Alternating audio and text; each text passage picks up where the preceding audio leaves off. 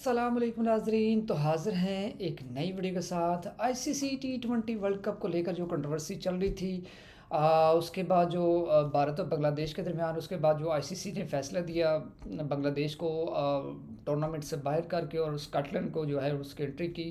अब जो है उसके बाद पाकिस्तान का क्या फ़ैसला होगा, क्या करना चाहिए? अब ये तो पाकिस्तान की गवर्नमेंट ही जो है वो इसका फ़ैसला करेगी, देन उसके बाद वो पाकिस्तान क्रिकेट बोर्ड जो है उसको अनाउंस करेगा।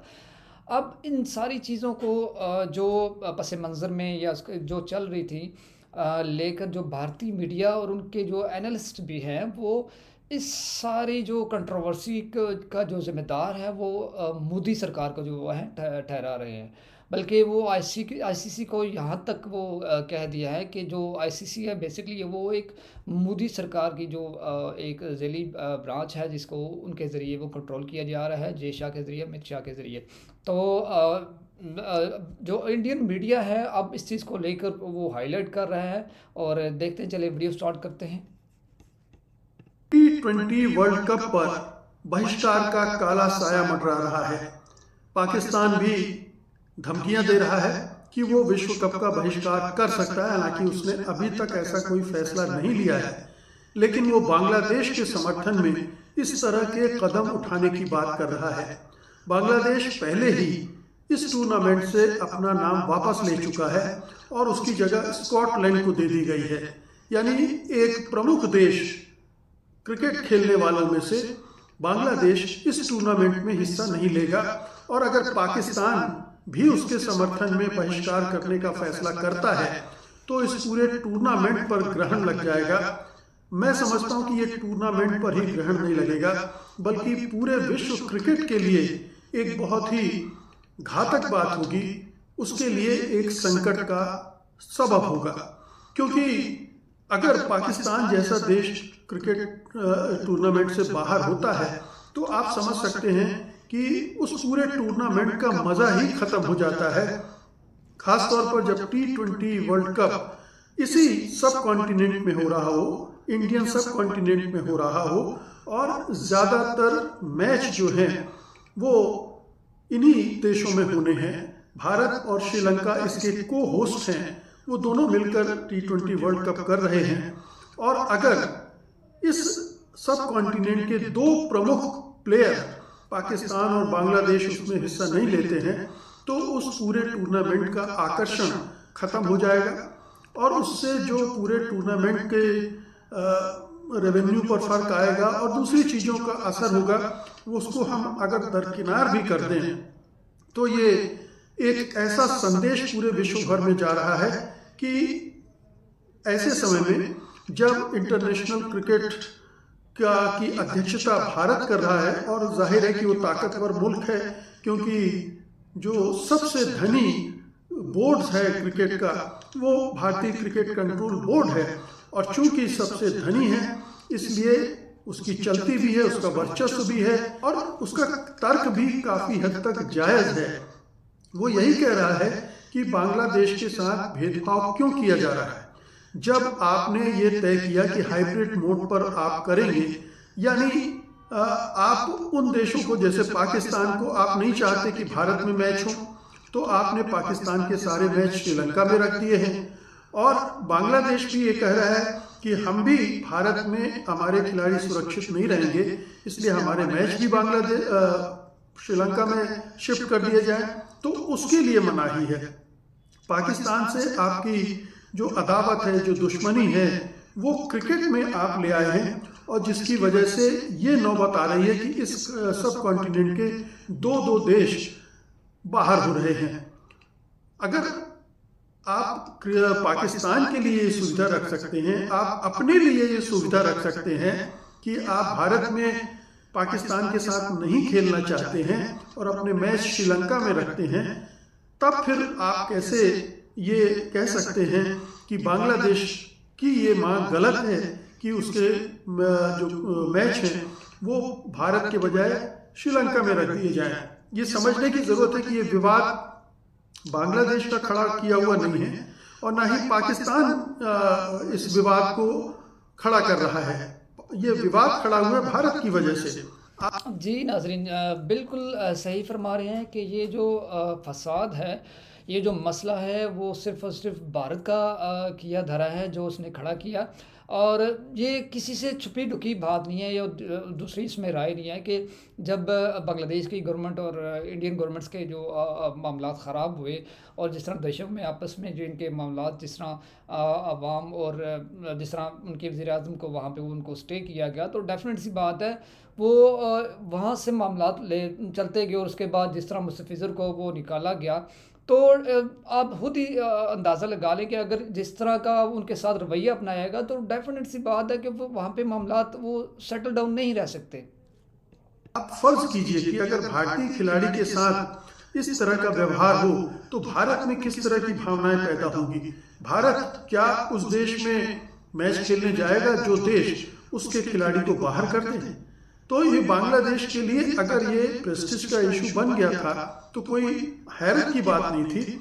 और अगर वो इस अपमान का बदला भारत को भी अपमानित करके देना चाहता था, मसलन उसने कहा कि भारत में मेरे खिलाड़ी सुरक्षित नहीं है, और भारत में सचमुच में अब ऐसा माहौल बन गया है बांग्लादेश को लेकर कि बांग्लादेशी खिलाड़ी यहाँ सुरक्षित रह पाएंगे, इसमें संदेह है। क्योंकि भारत सरकार अगर कोई हमला होता है तो हाथ झाड़ के किनारे खड़ी हो जाएगी, जिम्मेदारी नहीं लेगी। तो ऐसी सूरत में अगर बांग्लादेश ये मांग कर रहा था कि उसके मैच शिफ्ट कर दिया जाए श्रीलंका में, तो ये कोई गलत मांग कम से कम मेरी नज़र में नहीं थी। लेकिन आईपीएल के जो, माफ कीजिएगा, आईपीएल के आयोजक और आईसीसी के जो सर्वे सर्वा हैं, गृह मंत्री अमित शाह के बेटे जय शाह, उन्होंने, जाहिर है कि ये एक सांप्रदायिक दृष्टि भी थी, इसमें पार्टीगत जो मोदी सरकार है, बीजेपी है, उसका एजेंडा भी था।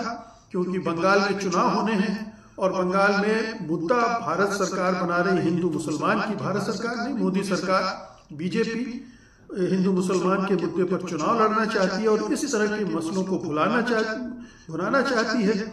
इसलिए उसने इसको खड़ा किया।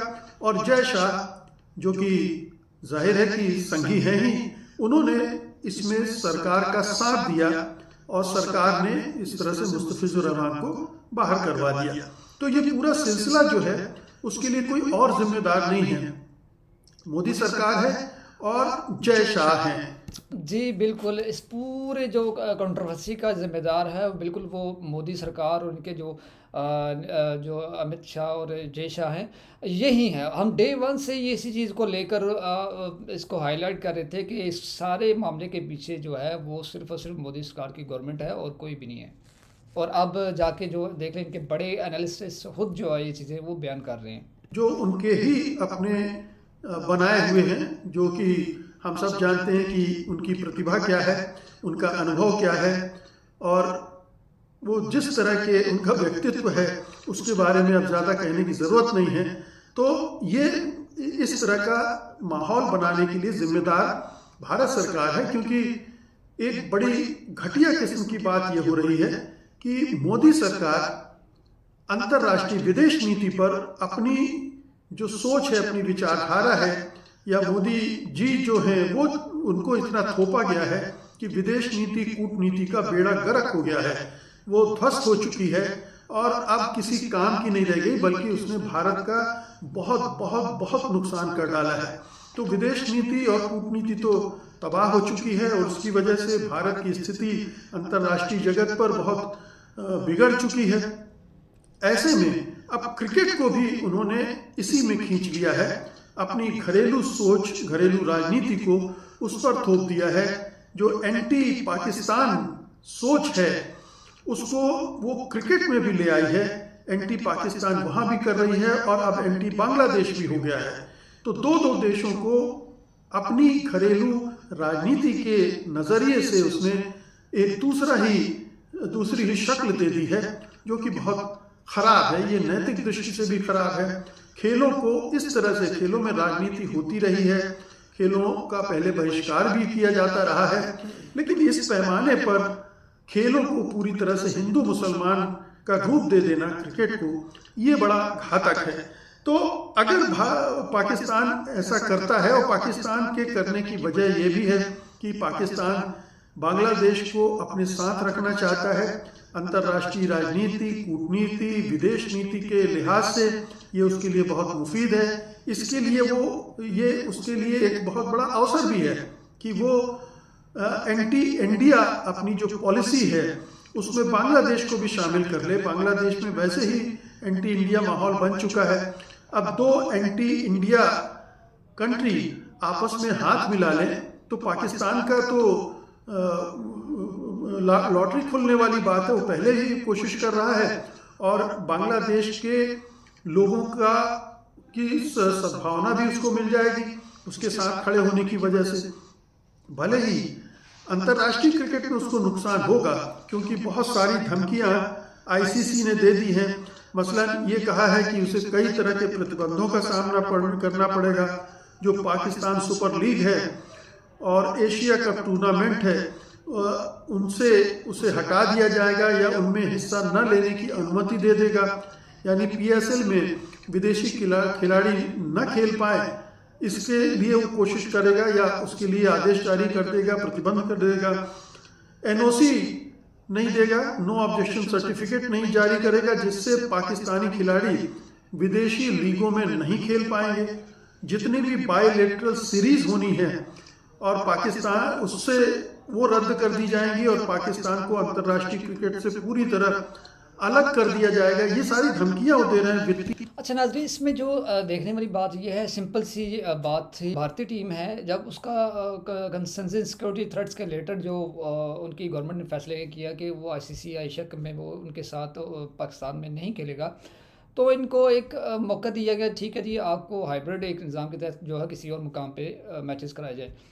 जब इंडिया की ये बात मान ली गई और अब पाकिस्तान की बारी आई तो पाकिस्तान की भी बात मान ली। अब पाकिस्तान ये सिर्फ कह रहा है कि अगर बांग्लादेश और भारत के दरमियान ये कंट्रोवर्सी जो हुई है जिसको लेके ये मसला बना है, तो उसको भी यही इस तरह की जो फैसिलिटी वो दी जाए। सिंपल सी बात है, इसमें कोई दूसरी राय नहीं है। तो उसमें उसका वो हक है, उसको मानना चाहिए। दंड दिया जाएगा, जैसे जो तैयारी की फीस है जो पूरे टूर्नामेंट की वो है और प्लेयर प्राइज मनी है उसमें कटौती कर दी जाएगी।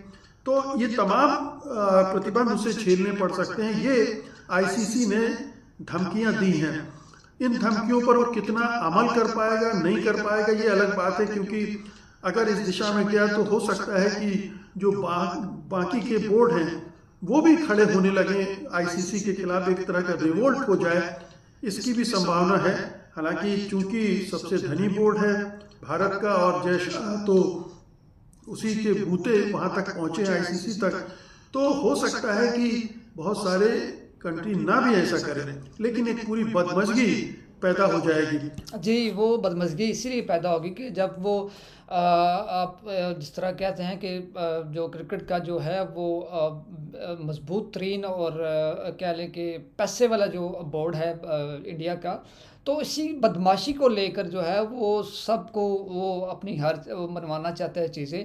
लेकिन अब चूँकि पहले तो पाकिस्तान था तो उसके एक अकेला कंट्री था, अब तो उसकी ज़द में जो है वो बांग्लादेश भी आ चुका है। तो ये चीज़ें जो फिर आहिस्ता आहिस्ता ये बढ़ती जाएंगी, उसमें मज़ीद जो है मुल्क वो आते जाएंगे। ये चीज़ें अब मज़ीद ठहरने वाली नहीं है। और पाकिस्तान में ऑलरेडी इस तरह की भावनाएं बन गई हैं कि भारत जो धौंस दिखा रहा है अपने बोर्ड की वजह से और अपनी जो क्षमताएं हैं जिसकी वजह से वो काफ़ी रेवेन्यू जनरेट करता है भारतीय क्रिकेट कंट्रोल बोर्ड, उसकी धौंस डपट को न स्वीकार करे, उसकी ब्लैकमेलिंग टैक्टिक्स को स्वीकार न करे। पाकिस्तान के जो नेता हैं, माफ़ कीजिएगा, मोहसिन नकवी, उन्होंने तो बहुत कहा, विरोध किया ही है कि बांग्लादेश के साथ हाइब्रिड मॉडल में न करना एक तरह का भेदभाव है, अन्याय है। वो उन्होंने आईसीसी की नीतियों की खुलकर आलोचना की है, उन्हें अनुचित बताया है। इसके अलावा पाकिस्तानी मीडिया में इस तरह की बातें चल रही हैं, पूरा माहौल बन रहा है। पाकिस्तान के पूर्व कप्तान हैं राशिद लतीफ़, उन्होंने कहा है कि बहिष्कार कर दे पाकिस्तान इस टूर्नामेंट का, इससे टूर्नामेंट ही फुस हो जाएगा, क्योंकि फिर अगर पाकिस्तान की जगह युगांडा को लिया गया और भारत युगांडा का मैच होगा तो उसे कौन देखेगा, उसमें कितने दर्शक आएंगे।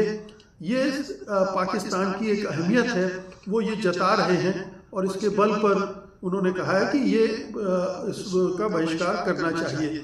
तो पाकिस्तान के अंदर भी माहौल बन गया है और पाकिस्तान को ये सूट भी करता है।